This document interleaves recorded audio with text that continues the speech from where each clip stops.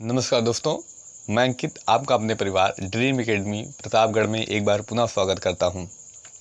हम पढ़ रहे थे कारक, उनके चिन्ह या परसर्ग या विभक्ति चिन्ह के बारे में।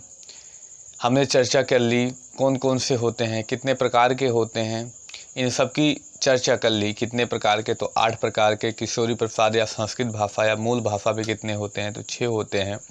तो इन सब की चर्चा कर ली। और 2 कौन कौन से, कर्ता कारक, कर्म कारक आदि की चर्चा हमने विस्तार पूर्वक कर ली। यानी पहला कौन सा कर्ता कारक, दूसरा कर्म कारक, इनकी विस्तार से चर्चा कर ली। अब तीसरे प्रकार की विस्तार से चर्चा करना प्रारंभ करते हैं। तीसरा कौन था, तीसरा भेद कौन था, तो तीसरा भेद करण कारक था। तो यानी आज हम प्रारंभ कहाँ से करेंगे, तो करण कारक से। आइए पढ़ना प्रारंभ करते हैं।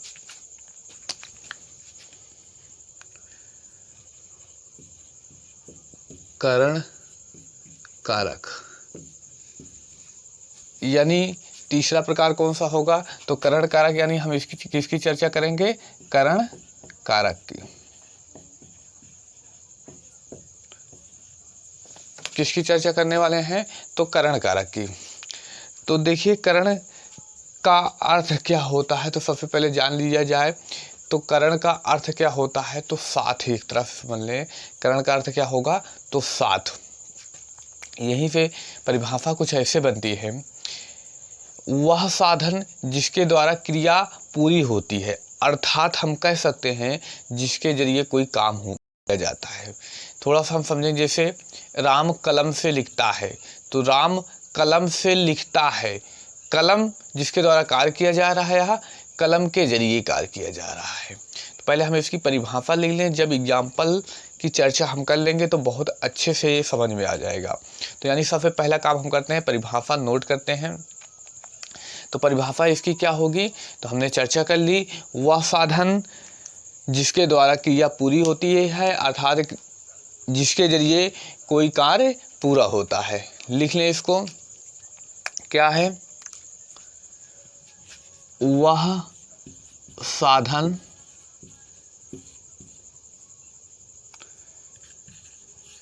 जिसके द्वारा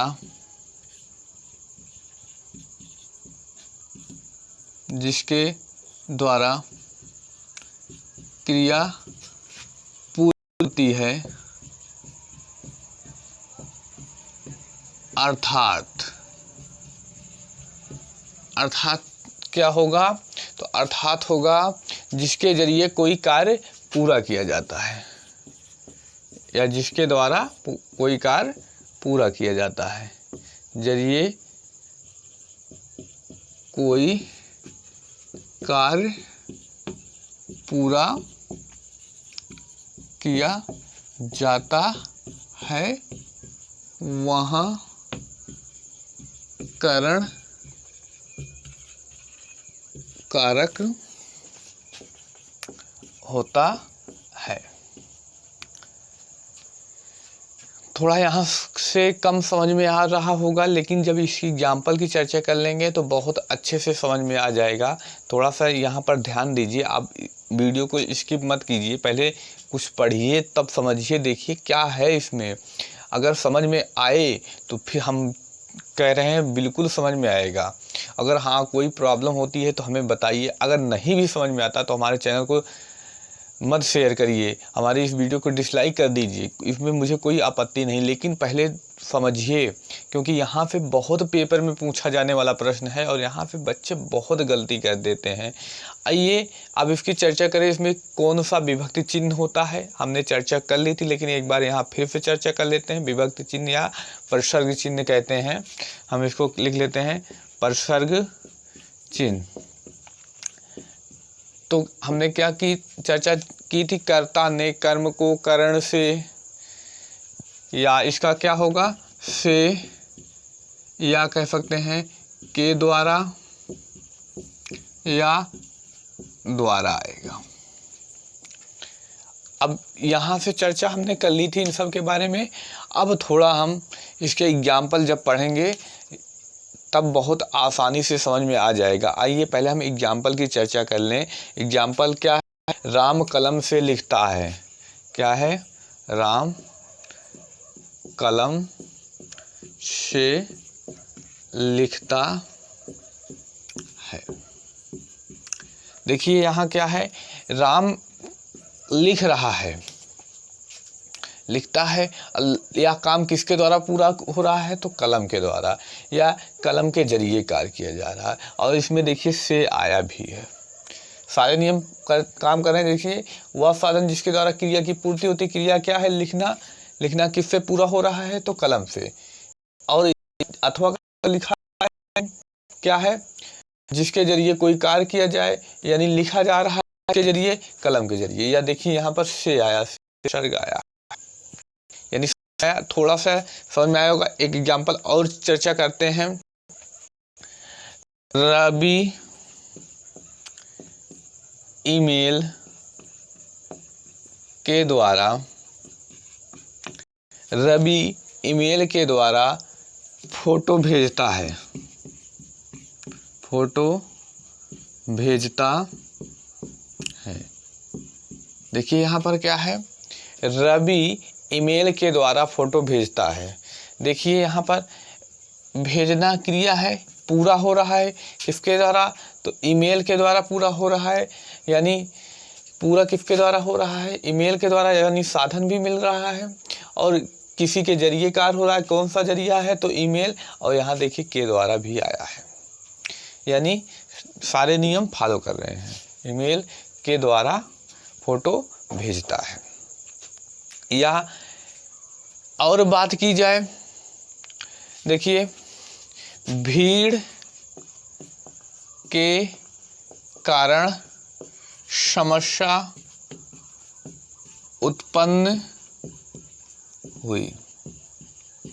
देखिए के या ऐसे भी लिख सकते हैं इसको, भीड़ के द्वारा, के कारण भी आएगा तब भी, यानी भीड़ के कारण, भीड़ क्या होगा यहाँ, तो करण कारक होगा। और थोड़ा सा चर्चा करें क्या है, तो उसकी थोड़ी सी चर्चा कर लें। थोड़ा सा नोट भी आप लोग कर लीजिए, इसको मिटा दें तो बताएं क्या है नोट, बहुत ही इम्पोर्टेंट है।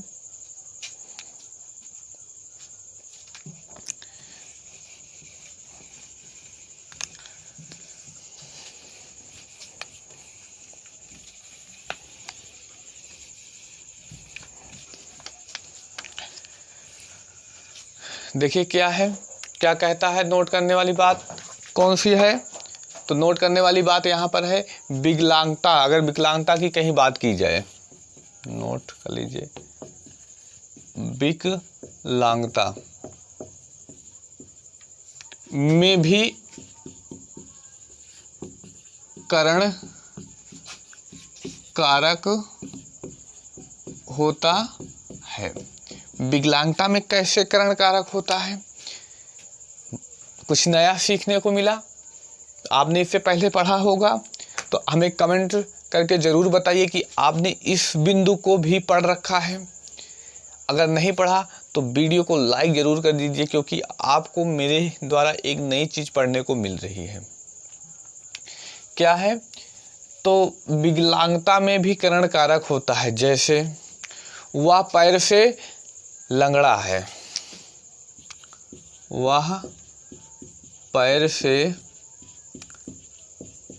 लंगड़ा है। देखिए क्या कह रहा है, वह पैर से लंगड़ा है, या ऐसे कह सकते हैं सीता आंख से कानी है, सीता आंख से कानी है। या हो सकता है वह सर से गंजा है, यहाँ पर भी क्या होगा, तो करण कारक ही होगा। याद रखिएगा, एक नई चीज़ यानी एक नया पॉइंट आपको पढ़ने को मिला। हाँ, पढ़ रखा है तो ज़रूर कमेंट करिए और बताइए कि हमने इसे पढ़ा था। अगर नहीं पढ़ा तो हमारे वीडियो को लाइक कर दीजिए और अपने मित्र भाई बहन जो भी हों शेयर कर दीजिए, क्योंकि आपके शेयर करने से हमें हौसला मिलता है और हम और अच्छे अच्छे वीडियो बनाने का प्रयास करते हैं। आइए आगे चर्चा करें। जैसे अगला क्या बिंदु है, अगले बिंदु के साथ चर्चा करें। देखिए अगला बिंदु ध्यान दीजिएगा, आपने इसको भी पहले कहीं नहीं सुना होगा, निश्चित पहली बार इसको सुनेंगे। 7 के योग में भी करण कारक होता है। देखिए लिखी गई भाषा थोड़ा कम समझ में आ रही होगी। क्या कह रहा, पहले भाषा देख लें। साथ के योग में भी करण कारक होता है, यानी जहाँ साथ की चर्चा की जाएगी वहाँ कौन सा कारक होगा, तो करण कारक होगा। जैसे राधिका माँ के साथ बाजार गई। राधिका माँ के साथ बाजार गई। देखिए यहाँ क्या कह रहा है, राधिका माँ के साथ बाजार गई। यहाँ पर साथ की चर्चा की गई है, एक नया बिंदु, साथ की चर्चा की गई है, तो यहाँ पर कौन सा कारक होगा, तो करण कारक होगा। ध्यान दीजिएगा, आप प्रीवियस ईयर के जो भी पेपर हुए होंगे, आपके पास जो भी पेपर हो, हिंदी अगर है तो आप उठाकर पेपर देखिए, इससे प्रश्न पूछा गया है। आप यहाँ निश्चित ही गलती करेंगे, लेकिन यकीन मानिए मेरा वीडियो देखने के बाद ऐसी गलती आप कहीं भी नहीं करेंगे। या और इसकी चर्चा करें, राम मोहन के साथ क्रिकेट खेलने गया। या रवि के साथ राहुल भी चोरी करता है। इसको भी लिख लें, रवि के साथ राहुल भी चोरी करता है। यहाँ पर भी साथ शब्द के लिए क्या प्रयोग किया गया, तो करण कारक, यानी इसमें क्या होगा, तो करण कारक। यानी एक नया बिंदु एक नए और बिंदु की ओर चर्चा करते हैं। वह नया बिंदु क्या है, देखिए जब भी समानता बताई जाए, ध्यान दीजिएगा, जब भी समानता बताई जाए तो वहां पर भी करण कारक होगा। इसको नोट कर लें, समानता बताने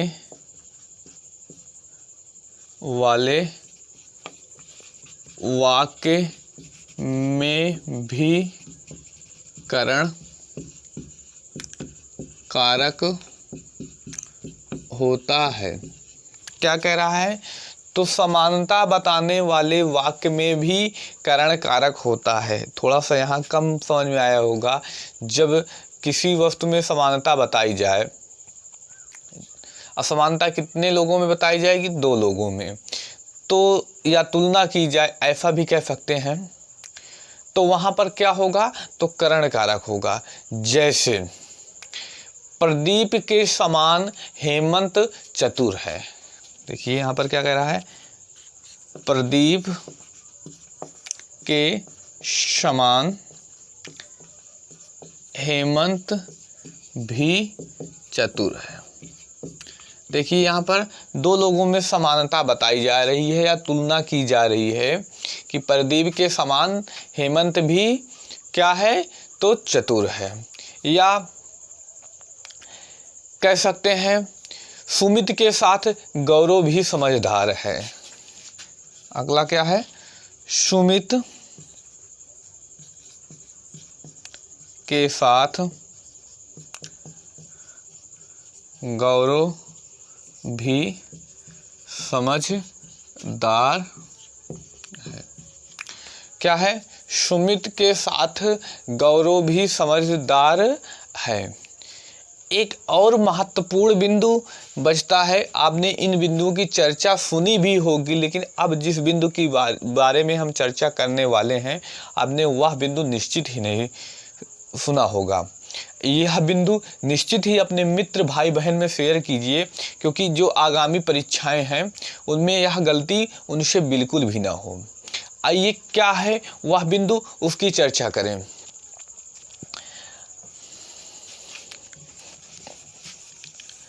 और ध्यान दीजिए,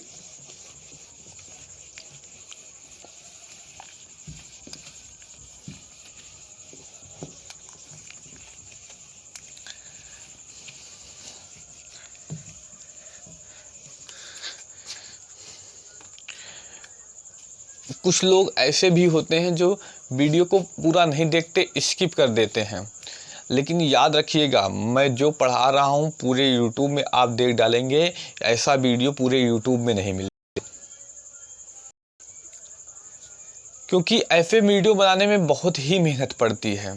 तो हाँ, मेरे मेहनत में थोड़ी सी आप लोग हेल्प कर दीजिए, मेरे वीडियो को शेयर कर दीजिए, ताकि हमें हौसला मिलता रहे। और याद रखिएगा, अगर आप हार गए तो आपकी उम्मीदें आपके पूरे परिवार की उम्मीदें हैं, तो आप मत हारिए। आइए अब अगले और सबसे महत्वपूर्ण बिंदु पर चर्चा करते हैं, जो आपने कभी पहले नहीं सुना होगा। ध्यान दीजिए, अगला बिंदु क्या है। तो अगला बिंदु कहता है, जिस चिन्ह से किसी वस्तु और, लिख ले इसको, जिस चिन्ह से, ध्यान दीजिए, जिस चिन्ह से किसी वस्तु या व्यक्ति की पहचान होती है,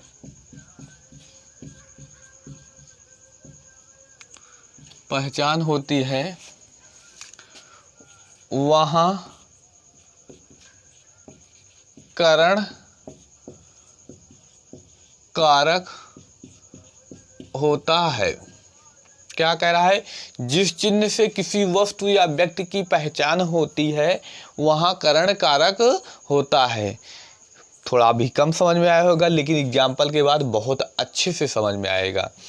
कह रहा है जैसे वेशभूषा जैसे एक वेशभूषा है या कोई वस्तु है, जिसको देखते ही हमें लगेगा कि यह एक विशेष समुदाय का व्यक्ति है या विशेष व्यक्ति है, किसी क्षेत्र से जुड़ा हुआ है, तो वहाँ पर क्या होगा? करण कारक होगा। जैसे वह कमंडल के साथ साधु प्रतीत होता है। वह कमंडल से क्या प्रतीत होता है? तो साधु प्रतीत होता है। यानी कमंडल किसके पास रहता है? तो साधु के पास। वही कह रहे हैं, वह कमंडल से साधु प्रतीत होता है। वह कमंडल से साधु प्रतीत होता है। वह कमंडल से साधु प्रतीत होता है। या अगले एग्जाम्पल की बात करें, एक व्यक्ति है, सफ़ेद कपड़े सफ़ेद में है, और वो डॉक्टर वाला जो लगा आला, क्या कहते हैं, आला, वो लगा रखा है, तो उससे क्या पता चलेगा? वह वेशभूषा से डॉक्टर प्रतीत होता है। अभी वही व्यक्ति काला कपड़ा पहने हो, तो यानी काला कोट पहने हो, सफ़ेद शर्ट पहने हो, तो वह क्या प्रतीत होगा? वकील प्रतीत होगा। वही कह रहे हैं, वह वेशभूषा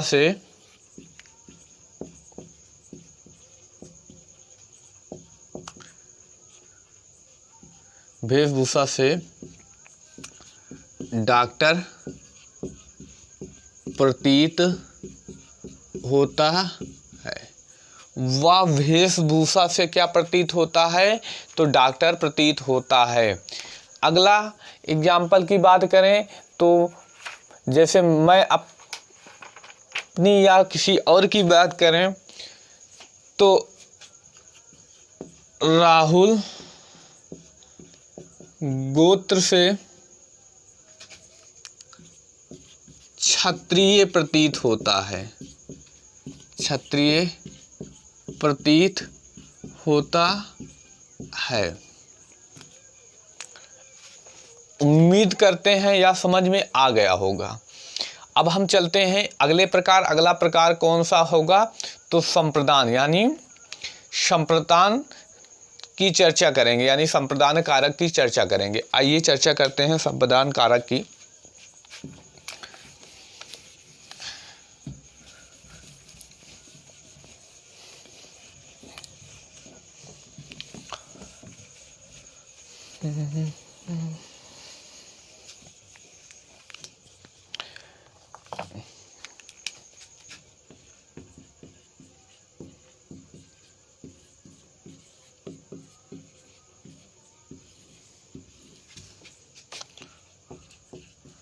संप्रदान कारक।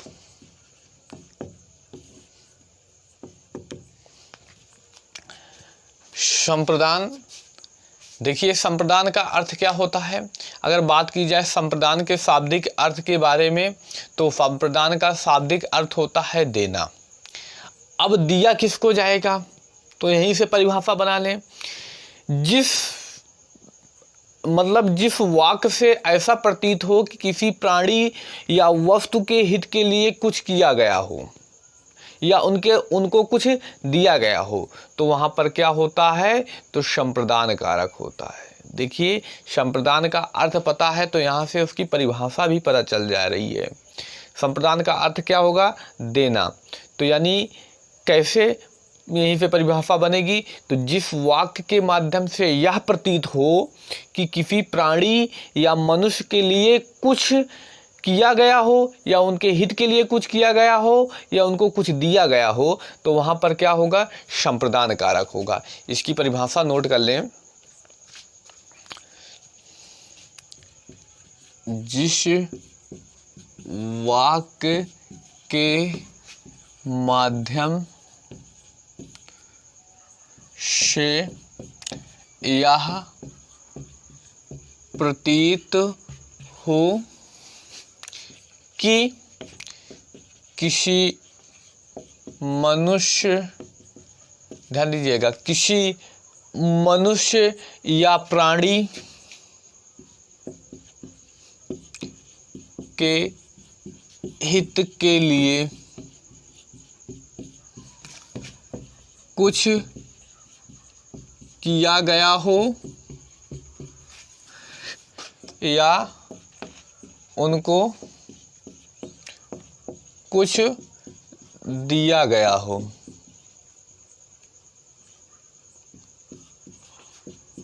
वहाँ संप्रदान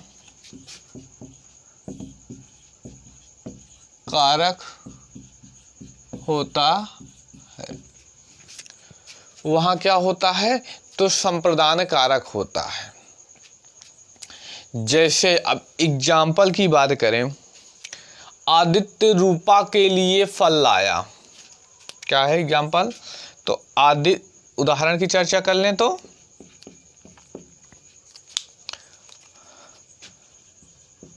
आदित्य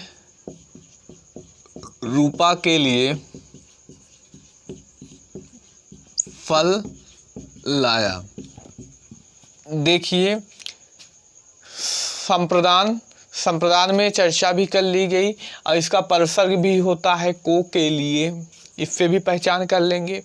परसर्ग क्या होता है, को के लिए, यहाँ पर नोट कर दें। परसर्ग इसका क्या होगा, को के लिए। परसर्ग क्या होगा, को के लिए। यानी संप्रदान कारक क्या होगा, जिस वाक्य के माध्यम से ऐसा प्रतीत हो कि किसी मनुष्य या प्राणी के हित के लिए कुछ किया गया हो या उनको कुछ दिया गया हो, वहाँ संप्रदान कारक होता है। जैसे आदित्य रूपा के लिए फल लाया, के लिए आया यानी रूपा के लिए कुछ किया गया, किया गया तो उसके लिए फल लाया गया है। जैसे और एग्जाम्पल की बात करें, मैं कुमकुम के लिए गुलाब लाया, मैं कुमकुम के लिए गुलाब लाया। यहाँ पर क्या किया गया है, मेरे द्वारा, तो मेरे द्वारा कुमकुम के लिए कुछ किया गया है, क्या किया गया है, तो उसके लिए उसको गुलाब लाया गया है। या और भी एग्जाम्पल की चर्चा करें, अगला एग्जाम्पल क्या है, तो माँ बच्चों को मिठाई देती है, माँ बच्चों को मिठाई देती है। यहाँ पर बच्चों को कुछ दिया गया है, यहाँ पर भी चर्चा की गई थी, कुछ किया जाए या उनको कुछ दिया जाए, तो बच्चों को यहाँ पर क्या दी गई है, तो मिठाई दी गई है, इसलिए यहाँ पर क्या होगा, संप्रदान कारक होगा। इसमें एक दो बिंदु महत्वपूर्ण बनते हैं, देखिए उन बिंदुओं की चर्चा करें। देखिए यहाँ पर क्या है, जैसे कहा गया छात्रों का कल्याण हो, छात्रों का कल्याण हो। ध्यान दीजिए, कहा गया छात्रों का कल्याण हो या बड़ों को नमस्कार है, बड़ों को नमस्कार है, या कह दें हम गुरु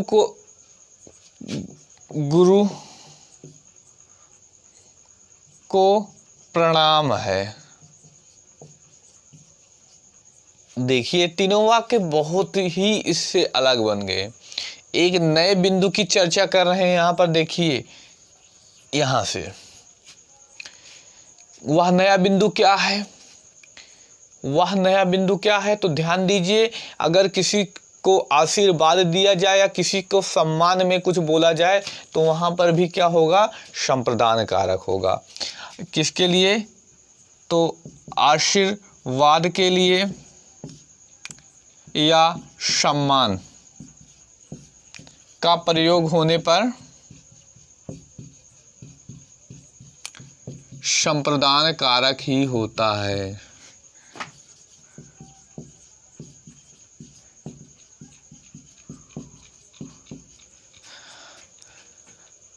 आप लोग आश्चर्यचकित हो गए होंगे, ऐसा बिंदु आपने पहले कभी नहीं पढ़ा होगा जो अभी आप पढ़ रहे हैं। और नहीं पढ़ा तो मेरे वीडियो को शेयर जरूर करिए, ताकि यह जो है नए नए मित्र भाई बहन जो हों वो भी वीडियो देख सकें और इसका आनंद उठा सकें। समझ में आ रहा है तो कमेंट करके हमें ज़रूर बताइए कि समझ में आ रहा है। हम आगे और भी हिंदी के वीडियो बनाएं। जो हिंदी की प्लेलिस्ट बनी हुई है उसमें जाइए, एक तरफ से पूरी हिंदी आपको मिलेगी। अभी जो पार्ट नहीं बने उन पार्टों को मैं बहुत जल्द ही उसमें डाल दूंगा, यानी बनाकर वीडियो उसमें डाल दिया जाएगा, तो वहाँ से आप लोग देख सकते हैं। जो कुछ भी ना समझ में आए वीडियो के कमेंट सेक्शन में बता दीजिएगा, हम उस टॉपिक पे पहले वीडियो बना देंगे जो भी आप पढ़ना चाहते हैं। क्योंकि आने वाली यूपी की 26,000 वैकेंसियाँ हैं, बहुत ही जल्द अगले मंथ हो सकता है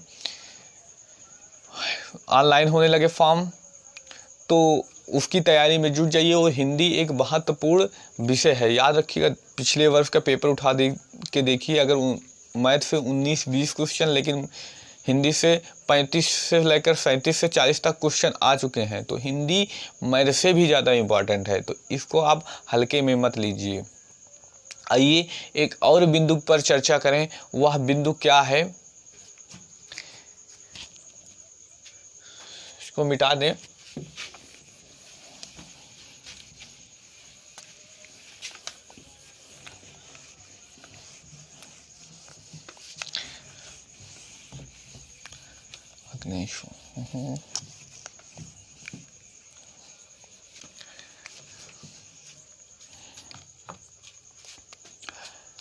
क्या है अगला बिंदु?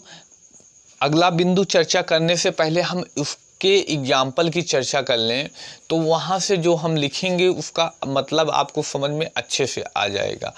क्या है, तो हेमंत को खीर अच्छी लगती है। हेमंत को खीर अच्छी लगती है। यहाँ पर देखिए काफ़ी फर्क आ गया। हेमंत को खीर अच्छी लगती है ना, यहाँ पर देखिए फर्क आ रहा है कि नहीं। हेमंत को खीर अच्छी लगती है, तो यहाँ से वह बिंदु हम नोट करते हैं। क्या, यदि रुचि और पसंद वाक्य में दर्शाया गया हो तो वहाँ भी संप्रदान कारक होता है।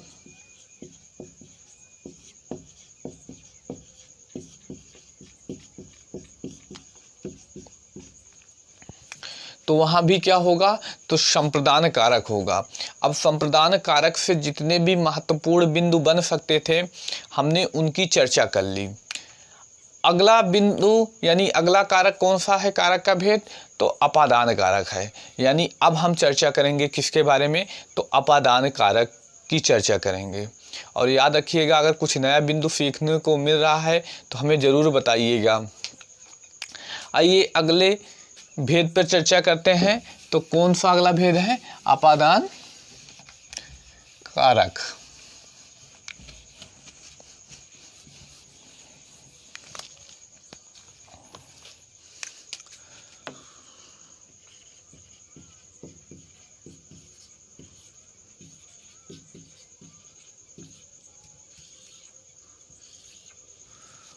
अगला भेद कौन सा है? तो अगला भेद है अपादान कारक। अब ध्यान दीजिए, अगर अपादान के शाब्दिक अर्थ की बात की जाए तो इसका शाब्दिक अर्थ होता है अलगाव, यानी अलग होना। इसका शाब्दिक अर्थ क्या होगा? अर्थ अलगाव होगा। क्या होगा शाब्दिक अर्थ? अलगाव। अगला बिंदु कौन सा है जो पूछा जाएगा? इसका परसर्ग क्या होता है, यानी विभक्ति कह सकते हैं क्या होता है? तो इसका परसर्ग होता है से। इसका परसर्ग क्या होगा? से। लेकिन यह जो से आएगा किस दृष्टि से? अलग होने के अर्थ में, यानी अलगाव के अर्थ में।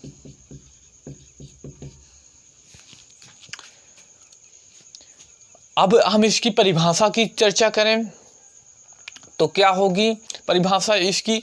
तो संज्ञा के जिस रूप से, ध्यान दीजिए, संज्ञा के जिस रूप से अलग होने का बोध हो वहां पर क्या होता है? तो वहां पर अपादान कारक होता है।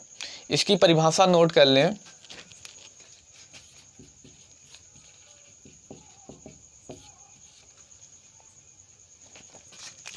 परिभाषा क्या होगी? तो संज्ञा के जिस रूप से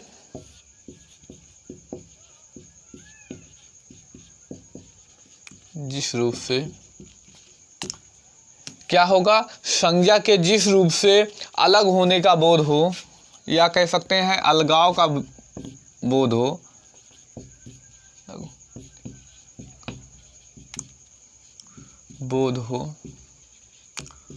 वहां पर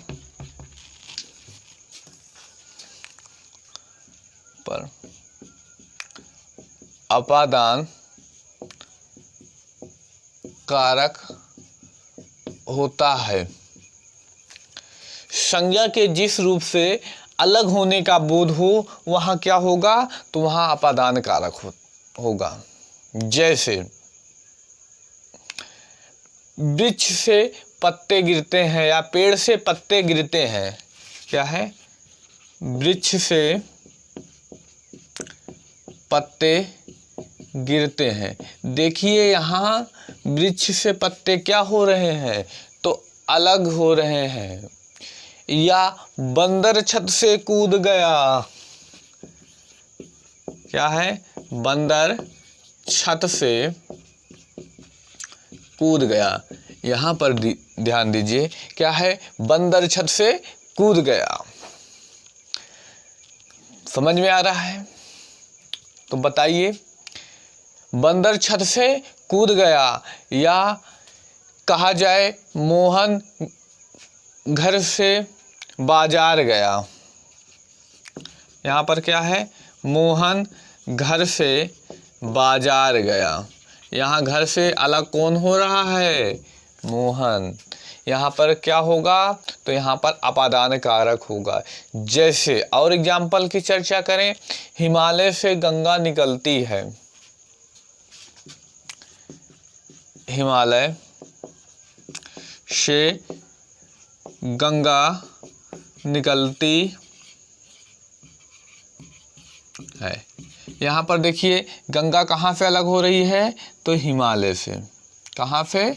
तो हिमालय से। यानी यहाँ पर भी अलगाव का बोध हो रहा है। और एग्जाम्पल की चर्चा करें, और एग्जाम्पल क्या होगा?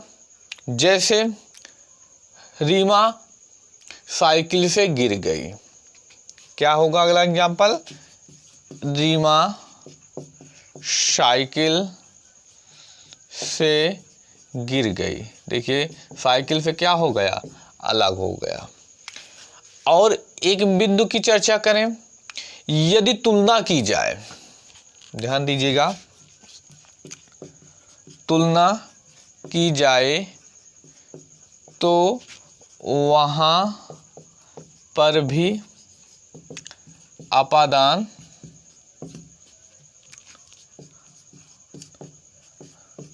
कारक होता है, कारक होता है। ध्यान दीजिए क्या लिखा है, यदि तुलना की जाए तो वहां पर क्या होगा, अपादान कारक होगा। जैसे सीमा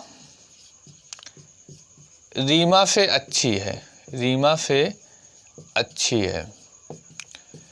यहाँ क्या है, सीमा की तुलना किससे की जा रही है, तो रीमा से, यानी सीमा रीमा से अच्छी है। एक और महत्वपूर्ण बिंदु जो नया है, जो बहुत ही मुश्किल से मिलता है, यानी मुझे तो नहीं लगता कि YouTube में यह दिया गया होगा, कोई बताया होगा, क्योंकि बहुत ही बेसिक से, जो बहुत ही अच्छे पेपर होगा, अच्छे लेवल के, तो वहाँ यहाँ से प्रश्न बनेगा। जैसे क्या है, हम बात करते हैं, वह कुत्ते से डरता है, वह कुत्ते से डरता है। एक एग्जाम्पल, वह कुत्ते से डरता है। या और बात की जाए, राहुल रवि से नफरत करता है, राहुल रवि से नफरत करता है। देखिए इस नियम से थोड़ा बहुत अलग हो गया यहाँ पर। क्या है, वह कुत्ते से डरता है, राहुल रवि से नफरत करता है। तो ध्यान दीजिएगा या नोट कर लीजिए, बहुत ही इम्पोर्टेंट है। यदि वाक्य में भय और क्या, डर या घृणा भी आए, घृणा हो, तो वहाँ पर क्या होगा, अपादान कारक। लिख लें, वाक्य में भय, डर और घृणा का बोध होने पर वहाँ अपादान कारक होता है। यानी अपादान कारक से जो भी प्रश्न बन सकते थे, हमने उन सब की चर्चा कर ली। अब हम कारक के अगले प्रकार को पढ़ेंगे। अगला प्रकार कौन सा है, तो संबंध कारक। कौन सा प्रकार है, तो संबंध कारक। यानी अब हम चर्चा करेंगे संबंध कारक के बारे में।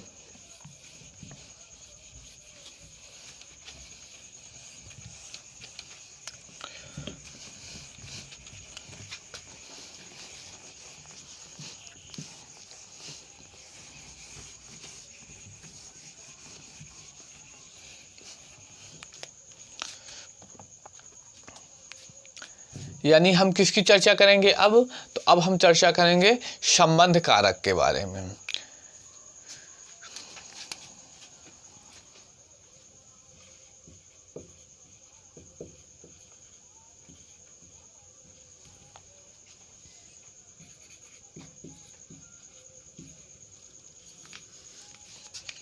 संबंध कारक यानी हम किसकी चर्चा करने वाले हैं, तो संबंध कारक।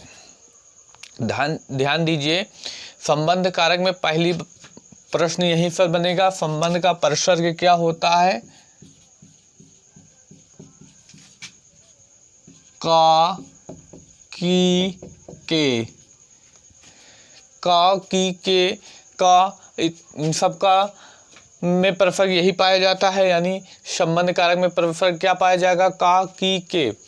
अब यहाँ पर हम देखें, इसकी परिभाषा की चर्चा करें,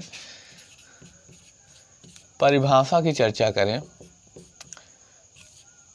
थोड़ा ध्यान दीजिएगा यहाँ पर इसकी परिभाषा, क्योंकि परिभाषा थोड़ा कठिन पड़ती है, लेकिन जब भी हम एग्जाम्पल देखेंगे तो बहुत ही आसान होता है और यहाँ पर प्रश्न पूछा बहुत जाता है। तो क्या है, चर्चा करें तो इसकी परिभाषा की, तो संज्ञा या सर्वनाम के जिस रूप से वाक्य में आए अन्य संज्ञा या सर्वनाम शब्दों से संबंध प्रकट हो, वहाँ पर क्या होता है, संबंध कारक होता है। इसको नोट कर लें, संज्ञा या सर्वनाम, ध्यान दीजिएगा थोड़ा सा, संज्ञा या सर्वनाम के जिस रूप से वाक्य में आए अन्य संज्ञा या कह सकते हैं, संज्ञा या सर्वनाम शब्दों के साथ संबंध का बोध हो, संबंध का बोध हो, वहाँ पर संबंध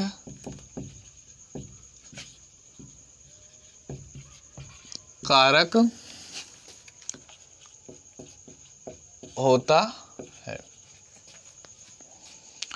अब यहाँ हम एग्जाम्पल जब लिख देंगे तो बहुत अच्छे से समझ में आ जाएगा।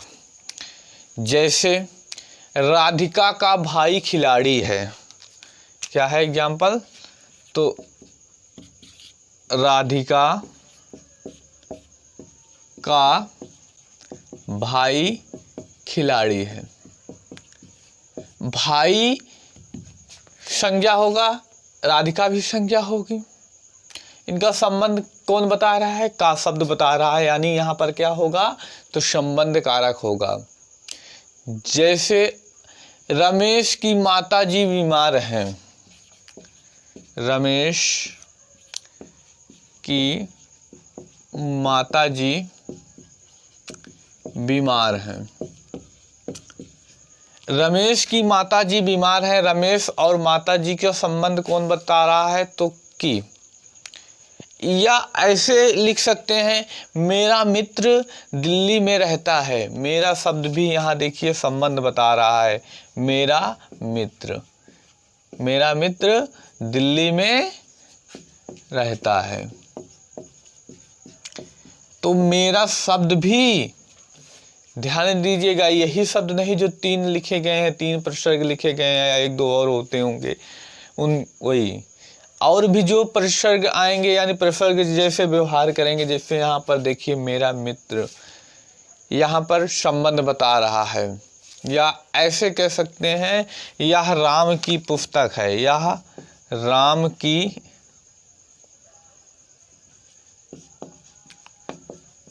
पुस्तक है। देखिए, राम की, यह मतलब यह कौन, पुस्तक, पुस्तक और राम में संबंध बता रहा है। राम क्या है, संज्ञा, पुस्तक क्या है, तो यह भी संज्ञा है, इसमें संबंध बता रहा है। आगे बात किया जाए और एग्जाम्पल की, तो बाबा वाली छड़ी लाओ, बाबा वाली छड़ी लाओ। यहाँ पर देखिए, वाली संबंध बता रहा है, तो ऐसा भी हो सकता है। या सोने वाली घड़ी कहाँ है, ये भी वाली शब्द क्या बता रहा है, तो संबंध। या राम दशरथ के पुत्र थे,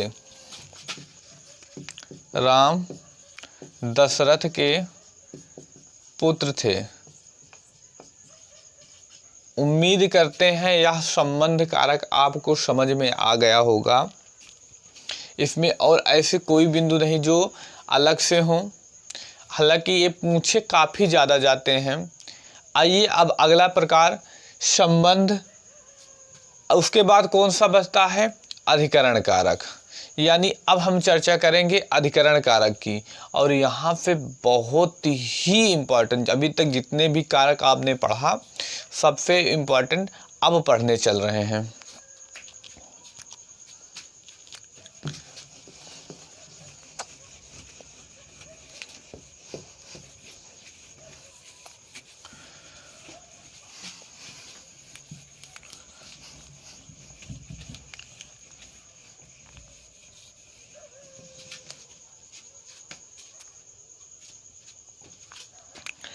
कौन सा कारक? तो अधिकरण कारक।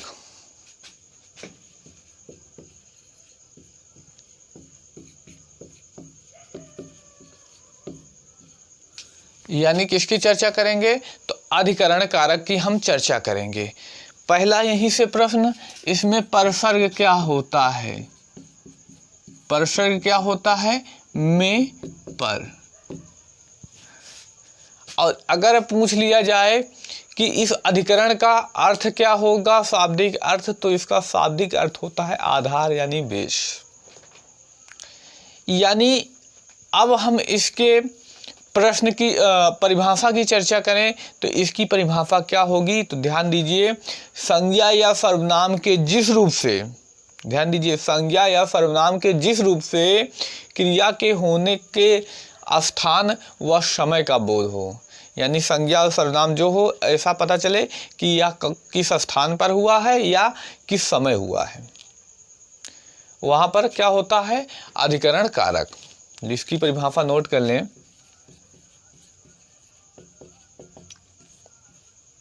इसकी परिभाषा क्या है?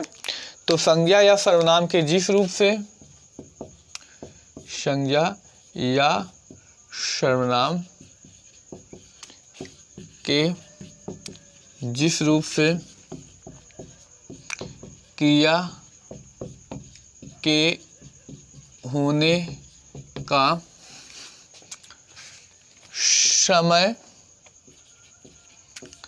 क्रिया के होने का समय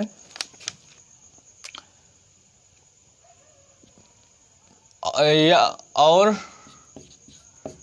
स्थान, या लिख दें, दोनों में से एक ही होगा, या स्थान का बोध हो, वहाँ पर अधिकरण कारक होता है। अधिकरण कारक होता है। अधिकरण कारक होता है। जैसे कमरे में अंधेरा है, कमरे में अंधेरा है, कमरे में क्या है? तो अंधेरा है। यहाँ पर देखिए, कमरे में अंधेरा है यानी स्थान का बोध हो रहा है, कमरे में अंधेरा है। या अगले वर्ष वर्षा अधिक होगी, अगले वर्ष वर्षा अधिक होगी। यहाँ पर क्या है? समय बता रहा है कि अगले वर्ष क्या होगा? वर्षा अधिक होगी। या कह सकते हैं पक्षी आकाश में उड़ते हैं। देखिए अभी स्थान बता रहा है कि कहाँ उड़ रहे हैं, तो आकाश में। पक्षी आकाश में उड़ते हैं। पक्षी क्या है? तो आकाश में उड़ते हैं। तोता डाल पर बैठा है, तोता डाल पर बैठा है। वह परसों दिल्ली जाएगा।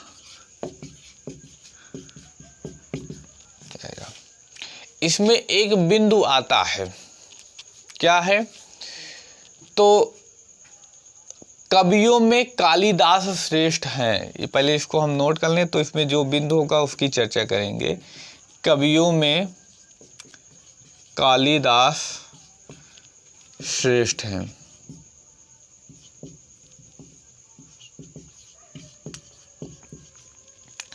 क्या है?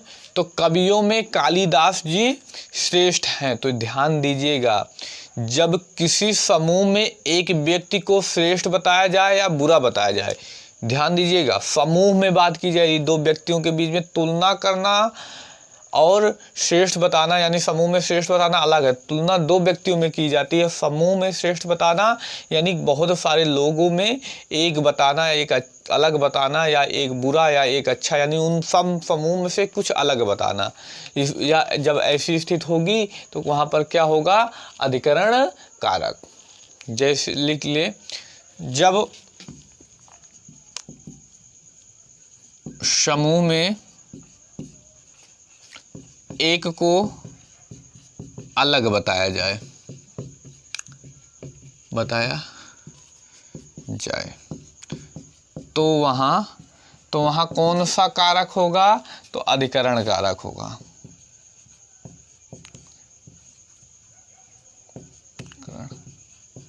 कारक होगा। जैसे एक एग्जाम्पल की और चर्चा करें, वह एग्जाम्पल क्या है? छात्रों में विवेक श्रेष्ठ है।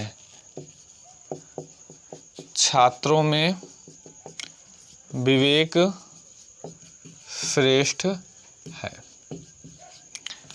यानी 7 प्रकार हमने कंप्लीट कर लिए। अब एक आखिरी प्रकार हम पढ़ने चल रहे हैं। वह आखिरी प्रकार कौन सा है? तो संबोधन कारक।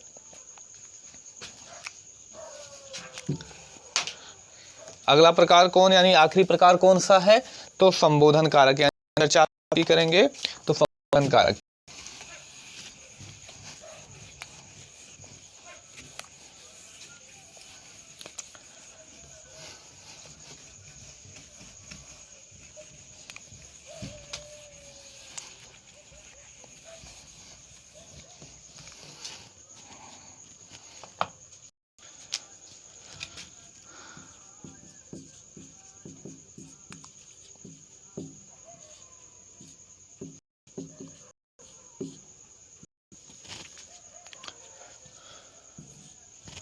संबोधन कारक यानी इसकी परिभाषा क्या होगी?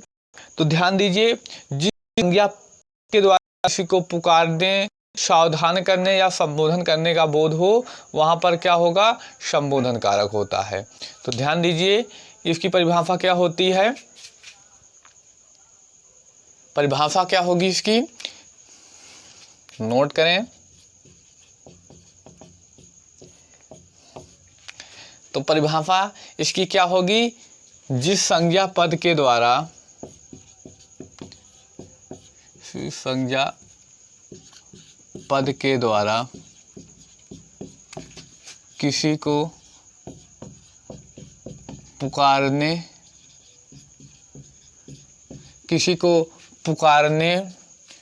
जिस संज्ञा पद के द्वारा किसी को पुकारने, सावधान करने,